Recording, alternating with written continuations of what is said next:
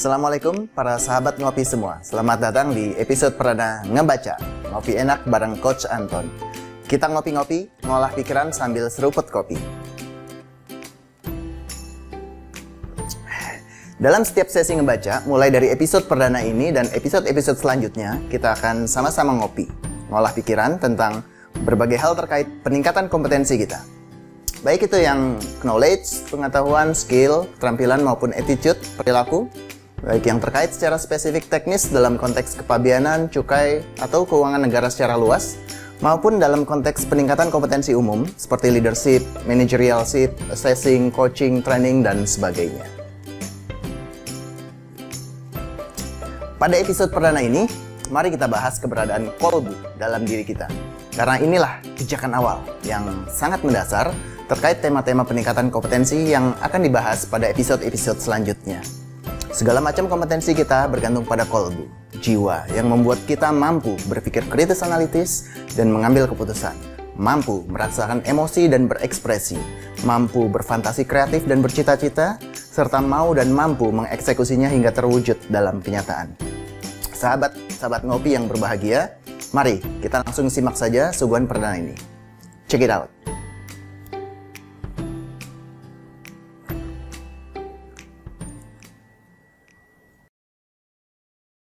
Apa sih dalam diri kita yang sebenarnya benar-benar menjadi pemicu, trigger, kunci ya dari kesuksesan kita? Di dalam tubuh ya, fi jasadi ada mudghah. Mudghah itu kelenjar.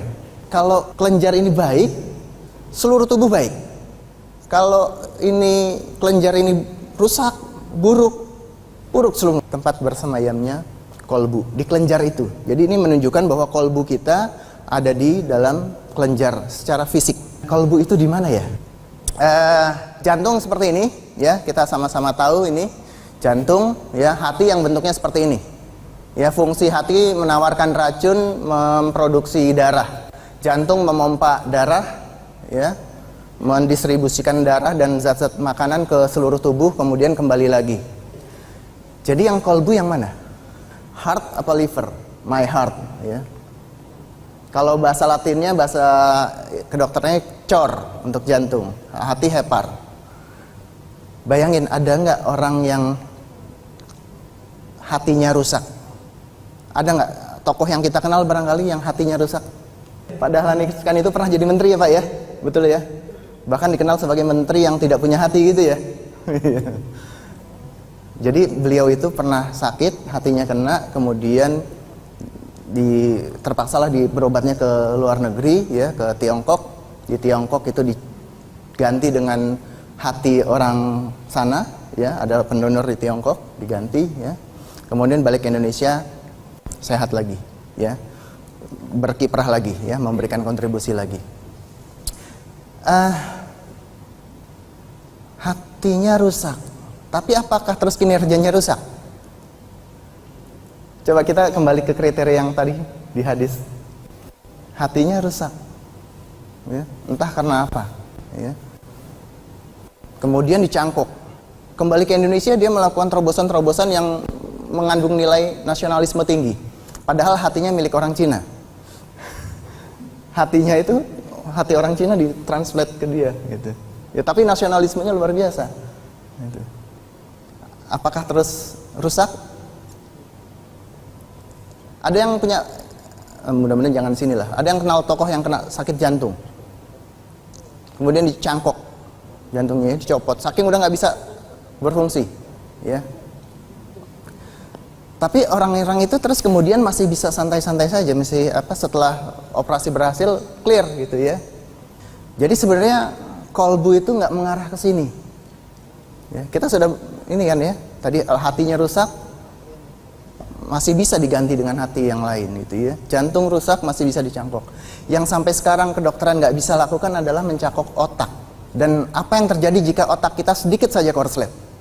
Stroke, lumpuh, stres juga itu penyakit yang luar biasa ya. Kolbu adanya di otak, dan memang sains bilang di otak ini segala macam terjadi. Chemistry-nya banyak sekali yang terjadi, dan apapun yang terjadi itu mempengaruhi seluruh tubuh. Kita bisa bergerak mengangkat tangan, bisa ya? Angkat tangan coba, angkat tangan.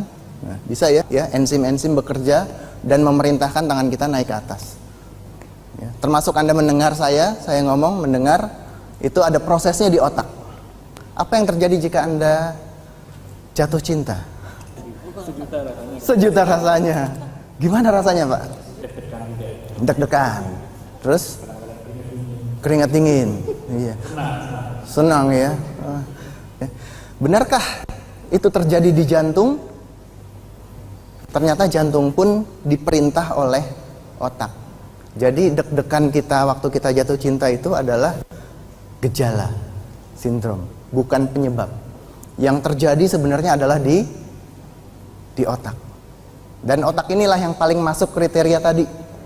Kalau dia bagus seluruh tubuh, bagus juga perilakunya. Kalau dia jelek seluruh tubuh dan bisa jadi jelek perilakunya. Ya, jadi kita sepakat nggak nih? Letak kolbu ada di mana? Baik, di otak.